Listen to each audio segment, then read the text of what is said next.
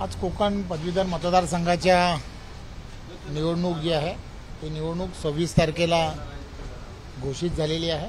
त्यामुळे या निवडणुकीमध्ये पदवीधर नोंदणी जी आहे ती नोंदणी 5 जिल्ह्यांमध्ये मोठ्या प्रमाणामध्ये झालेली असल्यामुळे आज सर्व पदाधिकारी जे आहेत त्या पदाधिकाऱ्यांना आज बोलवलं आणि त्यांना सर्वांना सांगितलं की ही निवडणूक जी आहे ही निवडणूक आदरणीय मुख्यमंत्री एकनाथराव शिंदे, आदरणीय देवेंद्रजी आणि अजितदादा यांच्या नेतृत्वामध्ये कोकण पदवीधर मतदारसंघाची निवडणूक महायुतीच्या माध्यमातून लढवली जाणार आहे।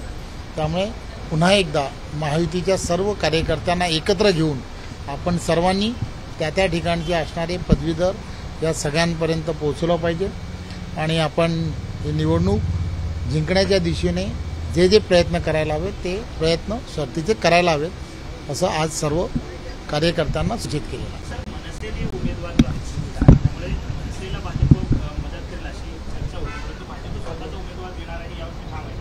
एक गोष्ट लक्षात घेतली पाहिजे की आदरणीय मुख्यमंत्री एकनाथराव शिंदेजी, आदरणीय देवेंद्रजी आणि अजितदादा आणि त्याचबरोबर आमचे सर्व वरिष्ठ नेते या संदर्भातला महायुतीतून निवडणूक कोणी लढावी या संदर्भातला निर्णय जो आहे तो निर्णय वरिष्ठ मंडळी करत असतात।